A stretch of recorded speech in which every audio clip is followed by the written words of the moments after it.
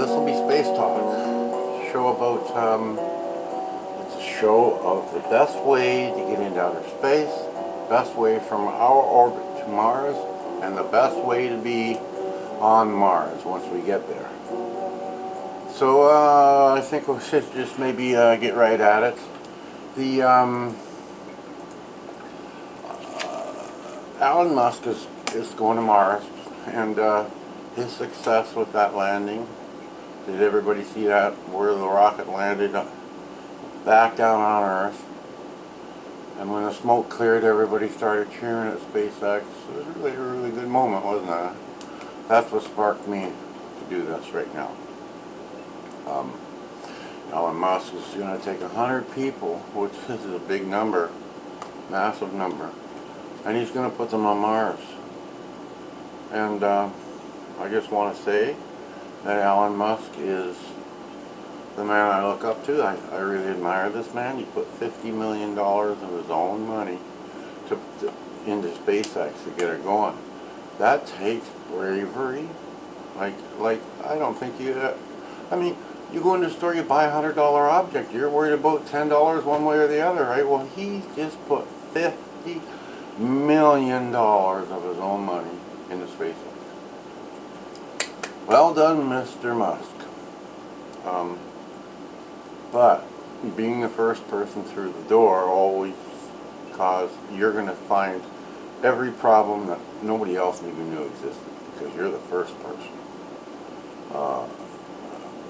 And one of these problems that I want to bring up to you, being the first through the door, obviously you're going to make multiple mistakes in every area probably.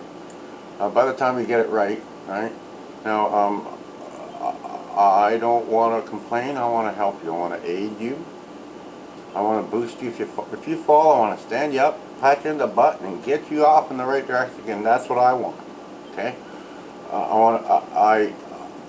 My plans differ from yours, sir. And for the people watching, my space brethren, Space Talk brethren, this is the issue I have with his setup. Let's talk about water. It's obviously weight and volume, right? Weight and volume, because I mean, if you can carry the weight, but the volume is too big, you can't get it in the ship. You got to be able to get it into the ship, and it's got to be able to handle the weight. So weight and volumes are important. Now, if we're talking about water, let's try to figure out how much one person drinks. A 500 milliliter of water, a person can drink 10 of them in a 24-hour span. Okay, at least 10 of them.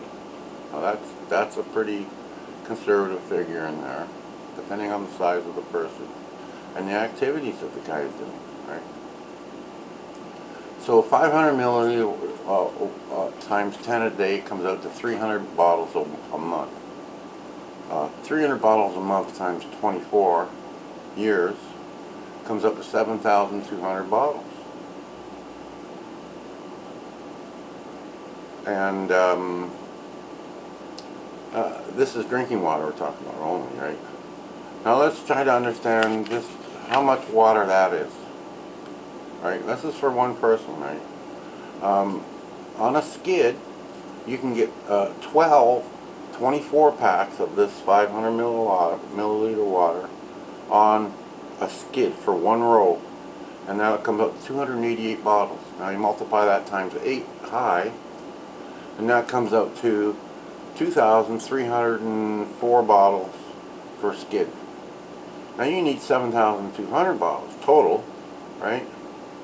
So you divide 2,304 bottles of water into 7,200, and that comes out to 3.125. In other words, 3 1/4, right? 3 1/4 skids per person, and then you multiply that times 100, and that comes out to 312 and a half skids. And you can't bring just the minimum, you always have to bring a bit more, so let's say 315 skids of drinking water only. Take a big room, put 315 skids in a big square And you have a look to see how big that is. The volume now, all this has got to go in the Elon Musk's rocket. Because you cannot go to Mars and say to yourself, no, when we get there we'll make water, or we'll find water. We've been told for years there is no water on Mars. Now either you land at the poles and convert the snow, and most of that's not water anyways. You got to do a lot there to get the water out of that. Or you bring it with you. And on my mind, you don't take no chances. You got 100 people there. You don't take no chances. You're going to bring the water you need, and a bit more in case something happens. 315 skids of just drinking water. Now, I'm going to call it bath water, because you can't hand people a spray bottle and a face cloth and a bar of soap and say, go to it. They've been working hard all day. They've had to sacrifice in an awful lot of areas to do this job. And they're not visiting. If they were visiting, I'd say, yeah, put a shower in, but they're going to be living there forever.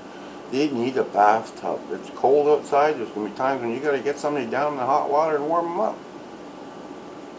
A hot bath has therapeutic values there. If that guy's slugging outside all day long, he's not going to want to come home and spray himself down with a spray bottle, or do it some other Mickey Mouse way that NASA's figured out.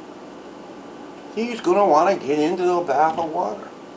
So you need a bathtub, you need a reservoir on the other side of the bathtub to hold a bit more water, and you need a filtering system that circles that, and a filter in there that takes the dirt out of the water as you're doing this, right? So that's for one person. How many people can use a bathtub? I think one of these bathtubs needs to be inside a housing canister.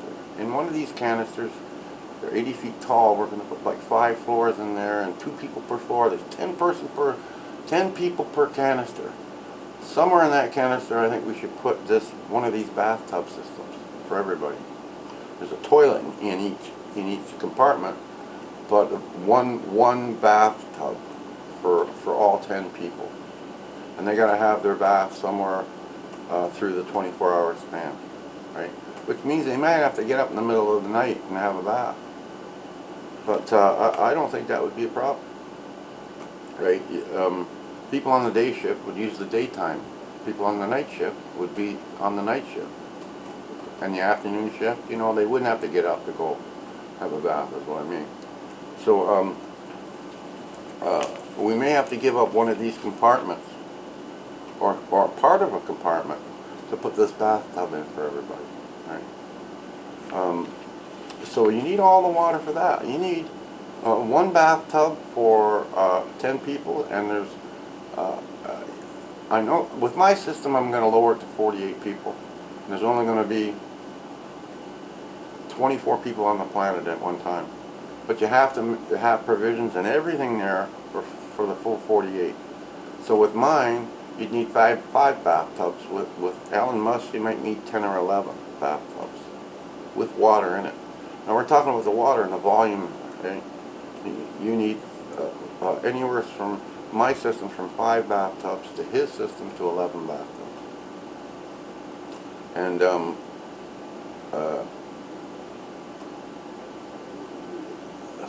that's just the bath water, the cleaning water for a human, right? What about your clothes?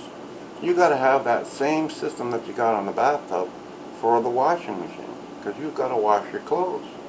And I'll remind you, you're not visiting, you're staying there, you're living there, so we need a washing machine that almost resembles a regular washing machine, with water churning in there and soap and everything coming back from Earth, right?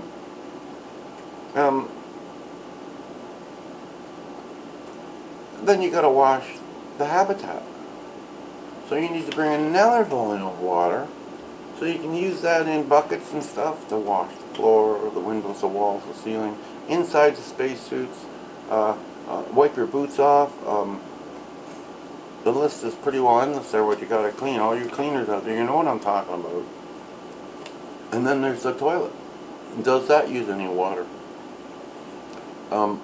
There's a Mickey Mouse way of of doing that in zero gravity, but we got 1/3 gravity. We don't need that method anymore. We can go back to a water system, so we need water for that. Now on each one of these systems, the drinking water, the bath water, the laundry water, the wash water for the floors, and the toilet water, you need to bring extra for each category. Now, I don't know how to do the math to this, I'll admit it.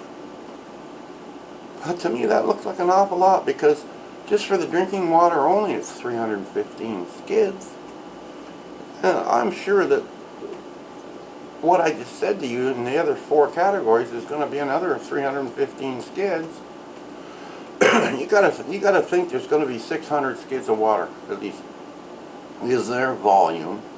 You know how big 600 skids of water is? It's more than I'm sure Musk could lift. And we haven't even talked about bringing air, because air almost weighs as much as the water does. Take an oxygen, everybody knows an oxygen acetylene bottle, the green bottle, the oxygen one. It's got 1,500 pounds pressure in there. That's pretty significant, but to do that, they have to put a very heavy shell on that tank, which makes it very heavy. So take the same type of container, make it out of ordinary plastic, right? Make it look like the green bottle, the oxygen bottle, and fill it full of water. Then weigh the two. Weigh the oxygen bottle full of air, and weigh the same looking bottle, only in plastic, with water there. And I'll bet you any money they're pretty close. Both would be very heavy. Both would be very heavy.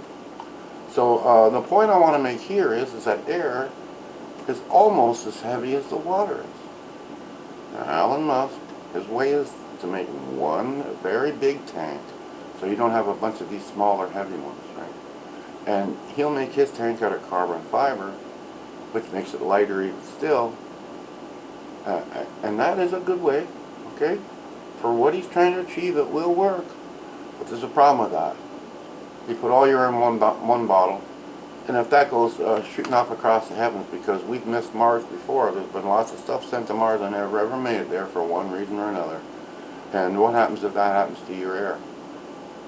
If upon landing that reservoir cracks, you're going to lose all your air before we can get a chance to fix it. A small crack might be self-sealing, but a bigger crack will not be, right? I think I worked out 3 or 4 different ways that you could lose all that air, okay? So it's not good to put all your air in one bottle. If you have your air in a bunch of smaller bottles, like the oxygen acetylene bottle, but not made of the heavy material that we make that out of on Earth, make it out of carbon fiber like Elon Musk did to cut the weight down, but keep it into individual bottles. Now you've got 1,500 pounds pressure in each bottle, and carbon fiber, which is so strong you can't believe it. So if these things do crack up on impact, they'll just spew out over the Martian floor, because they have a cap over the valve end of it. Nothing's going to harm you. To take a nuclear bomb to bust these things open, right? You just pick them up off Mars, you still got your air, right? Not only that, but with smaller compartments, you could split air bottles up into the different canisters. So you always have a supply of air somewhere, right? Now, fuel. Oh, and by the way, air should be sent there before we go there. Because if it lands and we get a green light, then we may ship humans there. But not until we get a green light on the oxygen. And they want to send fuel containers there to make fuel, so we need a green light on them, right? Now I want to talk to you about food, because the air is very heavy and the water is very heavy. We're already up in the numbers for this, right? But now we have to bring food.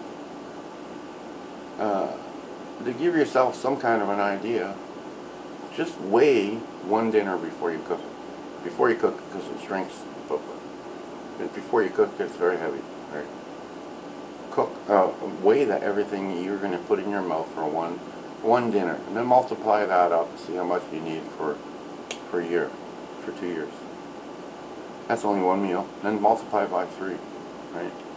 Okay, we eat 3 meals a day. That's an awful lot of food. I think I'm just guessing here because I've never done this, seen how much food I eat. But in the course of 2 years, I think I could eat 2 skids of of food at least. At least, maybe 3 would be a good figure. So 3 times 100, that's 300 skids. He's got to bring up food. You know, we're getting close to 1,000 skids here. Do you know how big 1,000 skids is? He's not going to get the volume in his rocket, and he's not going to be able to lift the weight. Because of this problem that I've just explained to you, he's having money problems. Investors aren't coming on board. Nobody is going to put a base on Mars where the supply line can never be broken, ever, right? With these kind of numbers. Nobody's going to want to pay for that forever, right? Nobody. So, I want to talk to you about my plan now. I think I've got a really good plan. And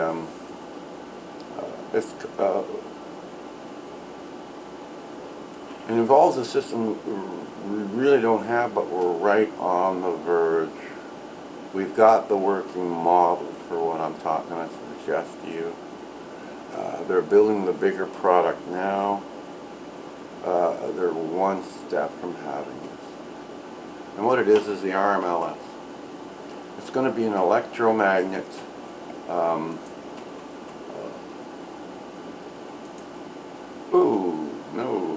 an electromagnet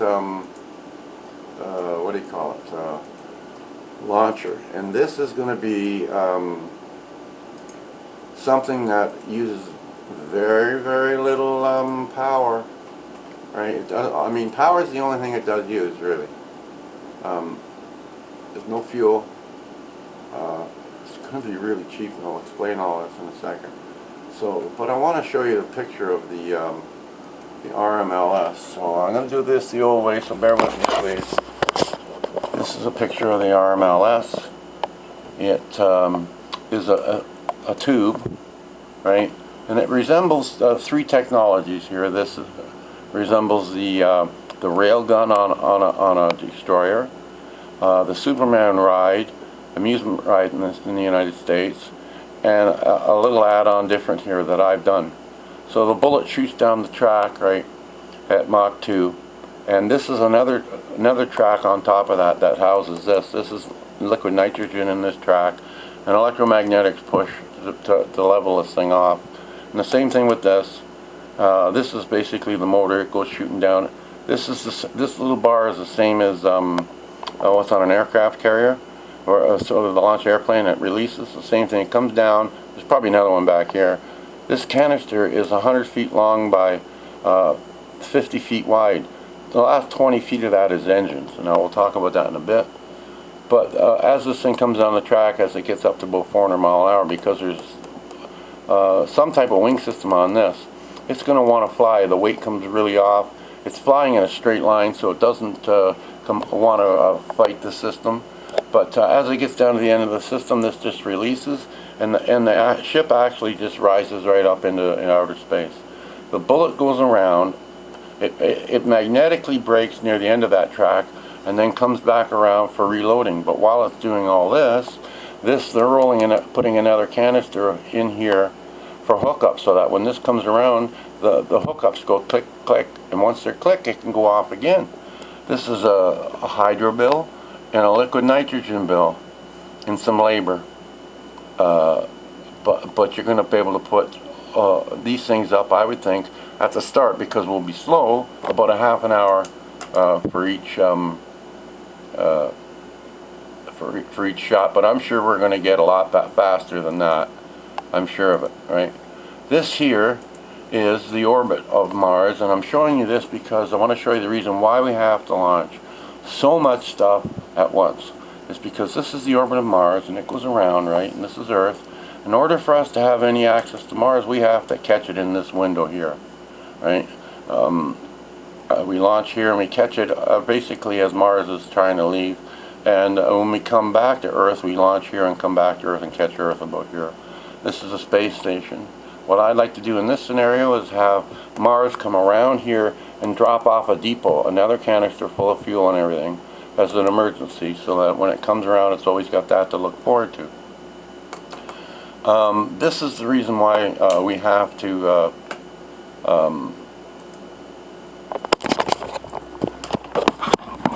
put so much stuff through a small window. This is why you need a big craft.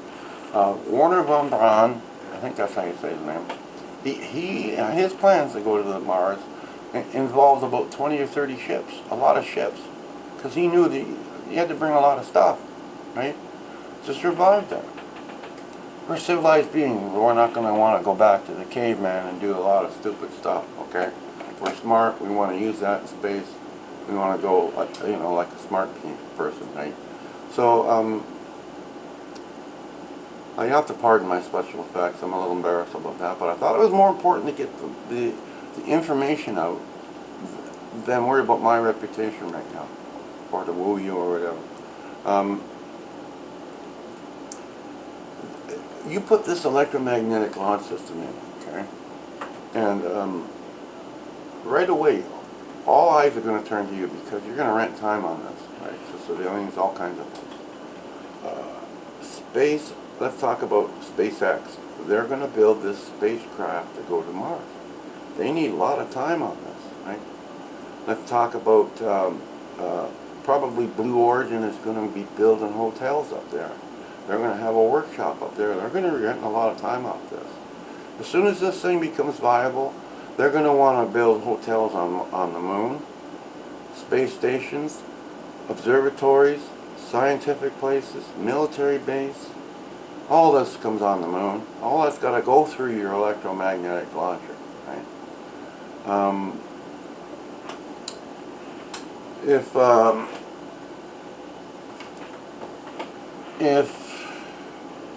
NASA, I want NASA to build a magnetic launcher with the $6 billion that Mr. Trump gave them. And they'll hum and ha, but after you've shown them, you get all the people in one big room. And you tell them, you got to drop most of your projects, you got to do this electromagnetic project. Now they'll see the logic in it, and they may, they get applause, okay, nice. But they'll be impressed, but not like you're going to impress them. You tell them that if you build me this electromagnetic launcher and it works and works well, then your next project after that will be this: the lights dim down, the screen comes on, and a big picture of the USS Enterprise goes on there. Right? It may read the USA 1701, but NASA can build this. They'll have the electromagnetic launcher. We have everything but warp drive and shields to win that. Believe me, we got everything. Right?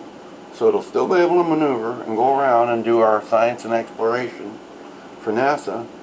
And after the people stop cheering and crying and getting themselves all off the floor, you say to them, yeah, and you know what? When we need to stock that bird with people, we're going to take them from NASA because apparently we have the best. Right? So then they're going to go off again because now the young people of NASA are going to be able to go into space. So that's another way. NASA's going to want to rent time on this. They may get it for free because they built the launcher. But Mr. President, 90% of all earnings go to you. 10% to NASA. That's going to boost your economy, sir. All these people that are going to be working in outer space, for all these different reasons, they come from grocery stores, hardware stores, construction sites, carpentry shops. When they leave and they start working in space, all the people that didn't have a job are now going to take up those. This is going to bump everybody up a job set and give a lot of people jobs that never had jobs before. Pardon me, Mr. President. This is. I hope you don't mind me talking straight to you like a regular Joe, but I kind of think that maybe you are a good guy inside, and I can talk to you like this. People are going to come out of your schools being trained right from life. This person wants to be the best carpenter, so he can go into work for the building Marriott hotels or building the bridge on the Enterprise or part whatever it was on the spaceship, or maybe going to Mars and doing a 4-year span there. Space is going to need a lot of people. They're going to be, the Navy is going to build a fleet up there. They're going to want time on the magnetic launcher, and people are going to come out of school and say, I want to be a lieutenant in the space fleet. Mr. President, I'm going to hand you the keys to space with this idea, and what's probably even more important, I'm going to hand you a dream for your country. Now, there's a lot of rich people around that aren't very happy. You got to be happy to be prosperous and to be, to make all this work. And having this kind of dream gives people a goal and makes them very happy, and a way to make all kinds of money.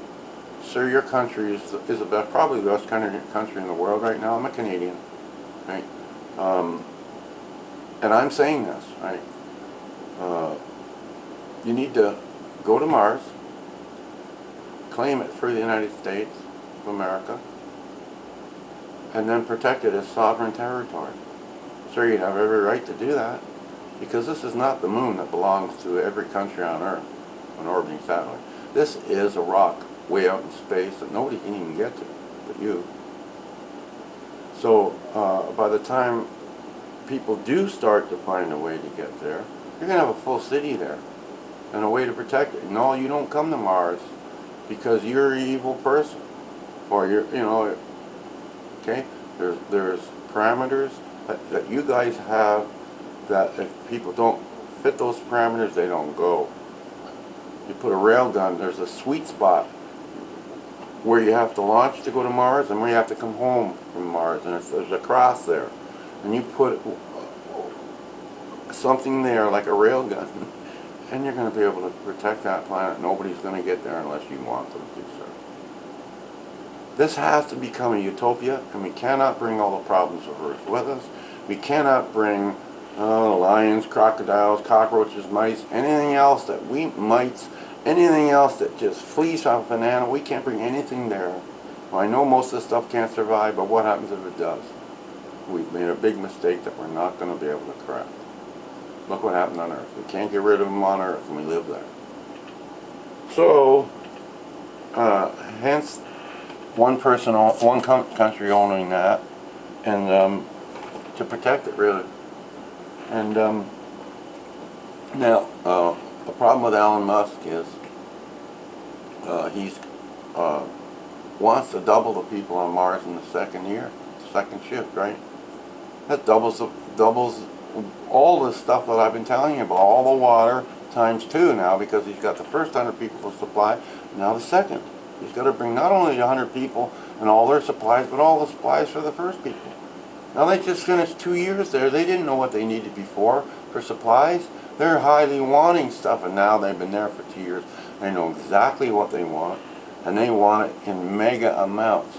So the amount that you're going to restock that first 100 people with is going to be a lot more than what it was the first time around, and you have that volume again for the second 100. On rockets, this whole thing is going to come crumbling down at some point. I'll remind you, NASA went quiet for 50 years because of lack of funding. Rockets were too expensive. This electromagnetic launch system is a beautiful system, and we're just about there. There's a man in the States, he hovered a sled on liquid nitrogen with an electromagnetic push on it, so it elevates it off the track, and he shot this thing down a track with a rocket on it. Now it broke the land speed record. They gave you figures, I can't remember, but it went as fast as the rocket could go. The rocket, they know how fast it goes in the air, and it did the same speed on the sled, no resistance from the sled.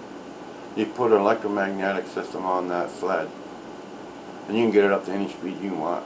Look how fast that bullet comes out of that really short barrel. I say we haven't run up to Mach 2, say a 1G pull, all the way And then when it starts to rise, you can go up in a 1G full. Because now your speed has dropped off, and now you can change that from a forward speed to an upper speed, right? To an upper G, right? Which, in other words, you're putting in your butt rather than your back, right? So,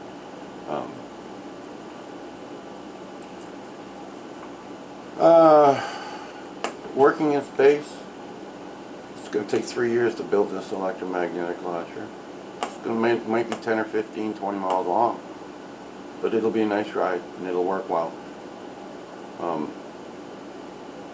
They've got whole trains that'll do 622 kilometers, and that's with all that heavy steel undercarriage. You just send the box down it, and you need a lot less energy, and only take the wheels and throw them out. Now, Mr. President, when you took office, it was like having an 8-cylinder engine running on 7 cylinders. You now have it running pretty close on 8 cylinders, and you're just going to now fine-tune it to really make it work well. I know you, but the thing is, it's time for a blower, Mr. President. It's time to put a blower on that, and I'm going to show you what it is. It's not only the blower is not only the RMLS, but it's this thing I'm going to tell you about. You build a smaller RMLS, smaller one, and you put a glider system on it. And if you're in DC and you wanted to go to Australia, you point it there, you've got the speed calculated, and you launch. I'm sure Mach 2 is enough to go anywhere on this planet, because it's enough to get you into orbit, and then you can just come back down, right? Or land wherever you want, right? Now you can make these gliders, if you want, land like an airplane. No engine, no fuel cost, no noise around the airports, no high ticket anymore. This alone, the mobility that this is going to give your country, pardon me, is going to boost your economy again. There's no sense in boosting the economy, jobs everywhere, if you can't get people everywhere, right? So this is the way you do it. Very cheap, very safe. No gliders ever crashed to the ground because their engine failed. But I can tell you there's been an awful lot of jet airplanes crash because their engines failed or something happened, right? If an engine fails on a jet, you come straight down. This is a safe system, Mr. President. And so is the RMLS. Very safe. We've fried enough people in rockets. We've blown enough. Look at this last space shuttle disaster. Have we not had enough? This is the way to do this. Take a canister, put 100 men in it, send them up there at 6:30 in the morning. They do a full shift. They get back in that canister, and they come back. Why? Because you're going to allow Blue Origin to build their canisters, and they have their return system in it. That thing can do up and down 6 times. Up into outer space, used a lot of rocket fuel. This thing coming back only goes, while it's in high orbit, it goes spurt, it directs it with a rocket, not long, just a spurt. About halfway down it does it again, it spurts again. And then just before the ground it comes on for 30-second, 45-second burst, something like that. This is very minimal fuel. If you have to use the rocket to go into space, you're lifting a full load under full thrust all the way up there. And then to bring it back, you have to use more fuel, right? A canister gets sent up there for nothing and only it comes back empty, more or less. And with only a little bit of fuel used. Beautiful system, Mr. President.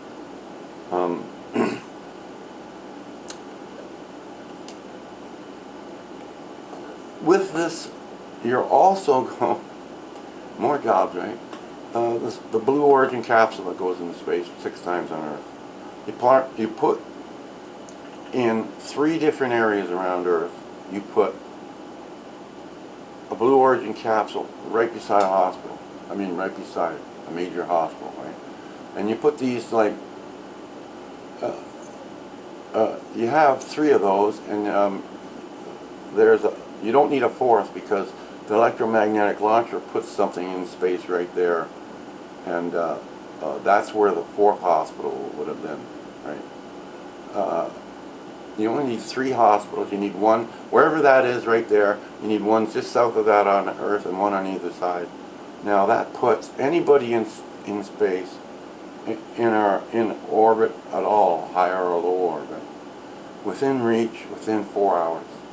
And chances are he's going to be, because most of the building, we're not stupid, we're going to build right where this thing can get to it, right there. So probably straight up, it's going to be, the alert will go out, the astronauts, the 2 astronauts that fly this thing will be in the house right next to it. The two doctors that are on duty all the time in that hospital and well trained for this, and 2 nurses, they all meet at the rocket. Shouldn't take more than 5 minutes to get there from there, and then another 5 minutes in the space, 2 minutes for the check, pre-check probably, maybe somewhere between 10 and 15 minutes, and you're in space. So anywhere between 10 and 15 minutes and 4 hours, you're going to have somebody in that Blue Origin rocket, and it's going to be a hospital. You got the doctors there, it's going to be a full-on hospital. You save the people's lives, and maybe 1 or maybe 10. You're sending a lot of people up there. It may be a rocket failed, and you got 100 people in trouble. Right? So, yeah, we need the rocket thing. Now, you need one agency to do this, what I'm going to tell you. You've got to make sure everything is the same. NASA's air hookups are the same. SpaceX and Blue Origins and the Space Fleet and the Enterprise, all the docking locks need to hook up good so they can have a hard lock. All the spacesuits need to be the same. All the radios need to be the same. If your radio is broken and there's a wreck out there you know you can get to, you might be able to fix your radio and their radio is broken, your radio is broken, but between the two you might be able to fix, right? So you need the same radios. This agency now knows, if he goes around, if you're going to launch, they'll go there first, check you out. They don't care what you're doing in outer space or how you're getting there or whatever, just that these things will all be the same, right, in case of an emergency. That same agency now monitors the radios. It's the same radio and everything going in outer space. So they don't have a problem monitoring everything that's going on up there. If there's an emergency, they let the hospitals know. If there's some other thing happening up there that you know they shouldn't be doing, or something else, you can monitor everything up there because you put the radios in everybody's system. Now, if there's a better spacesuit comes out, right, then you got to go to this agency and get it passed. If it passes, everybody in space has got to switch over. No ifs, ands, or buts. If you're in space, you switch over to the better suit. Suit's the only thing between you and death. And I think it should be the best one, right? No matter what. No politics involved there, right? So, yeah, that's what he needs to do. He needs to make that agency to do it all. And that $6 billion he gave to NASA, I wouldn't worry about being the first man on the moon. What I would do is I'd empower Musk to claim the moon for you, Mr. President, and try to give him some money. He's earning for money. Now, he's got to change his ways a bit, right? Because I'm not too happy with what I've heard so far. Now, he doesn't put much out there, I know, because he knows he's going to change some things. And he's already changed one of the landers he's not going to be using on there, on Mars. So, okay, he's still feeling this through. Don't be too hard on him. Help him, Mr. President. There's 2 guys in this world that I really admire. And you, sir, number 1, President Trump, and Elon Musk. And both of you are brave souls and good souls, I think, or I wouldn't be directing this to either one of you. Handing you keys to space and a dream is such a big thing, and you only have to build this one thing, Mr. President. You build this one thing, and we're all off to the races. Now, this is just the first episode. There's going to be maybe 3 more episodes after this. And if you build this electromagnetic launcher, everything to follow that I'm going to tell is credited to you, sir. This is going to make the United States the strongest, bestest, most rich country, which might be already, I don't know.